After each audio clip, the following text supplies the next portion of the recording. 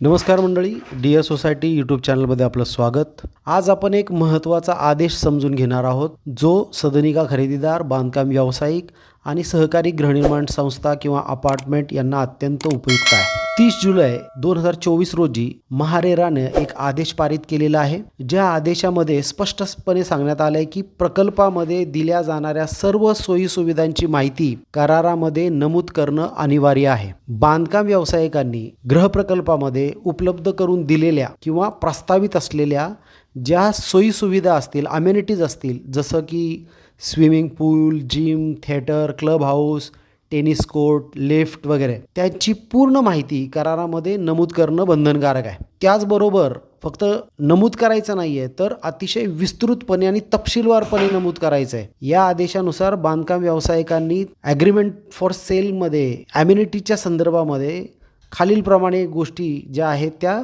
नमूद करून द्यायच्या आहेत.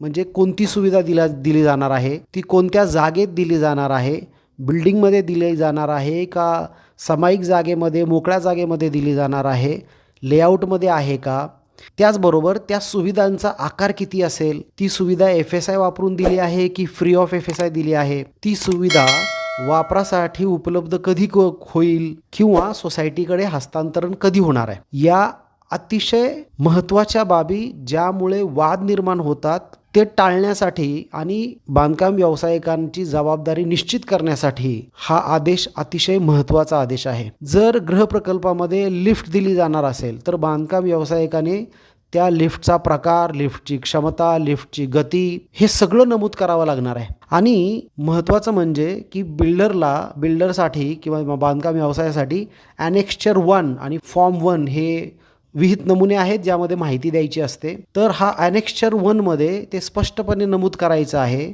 फॉर्म ए मध्ये common area, facilities and amenities हे नमूद करायचं आहे. आणि फॉर्म 1 आहे जो आर्किटेक्ट सर्टिफिकेट आहे. तर यामध्ये माहिती ही सुसंगतच असली पाहिजे, विसंगती असता कामा नये. म्हणजे अतिशय काळजीपूर्वक रेराने हा आदेश पारित केलेला आहे, जारी केलेला आहे, हा नियम लागू केलेला आहे. जर सुविधामध्ये कोणतेही बदल, दुरुस्ती किंवा फेरबदल करण्यात आले तर रेराचं कलम 14(2) नुसार महारेराकडे सुधारणेचा अर्ज करणं सुद्धा आता आवश्यक आहे. म्हणजे बिल्डर पूर्वी जे ब्राउशरमध्ये दाखवत होते आणि नंतर मनाला वाटेल तेव्हा त्या ज्या ॲम्युनिटीज, फॅसिलिटीज आहेत त्या बदलत होते, याला आता आळा बसणार आहे. कारण तो प्रकल्पाचा एक अविभाज्य भाग बनलेला आहे आणि त्याची गणना जी आहे ती कलम 14(2) मध्ये केली जाणार आहे.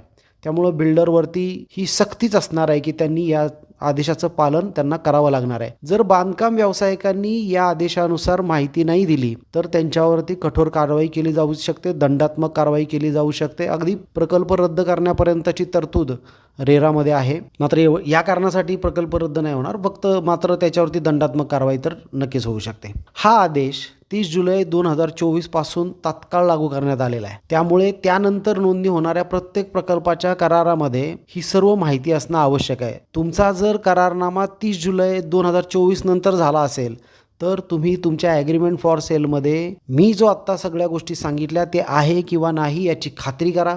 नसेल तर तात्काळ रेरामध्ये तुम्ही अपील दाखल करू शकता आणि तुम्ही केलं पण पाहिजे. त्याचबरोबर जर तुम्ही फ्लॅट खरेदी करण्याचा विचार करत असाल तर रेराने वेळच्या वेळी ॲग्रीमेंट फॉर सेल खरेदी करारनाम्याचे नमुने दिलेले आहेत. शिवाय काही कलम असे आहेत जे करारनाम्यामध्ये असणं अनिवार्य आहे, ते आहेत किंवा नाही हे तुम्ही तपासून बघितलं पाहिजे. त्याचबरोबर ज्या सुविधा दिल्या जाणार आहेत त्या सुविधांचा आकार, हस्तांतरणाचा दिनांक वगैरे ह्या सगळ्या गोष्टी नमूद आहेत किंवा नाही हे सुद्धा तपासून घेतलं पाहिजे. बांधकाम व्यावसायिकांनी या गोष्टीकडे बिलकुलही कानाडोळा करू नये, अन्यथा त्यांना दंड सोसावा लागू शकतो. आणि सहकारी गृहनिर्माण संस्था किंवा अपार्टमेंट जे आहेत त्यांनी या सुविधा वेळेत हस्तांतरित होत आहेत किंवा नाही याच्याकडे लक्ष दिलं पाहिजे.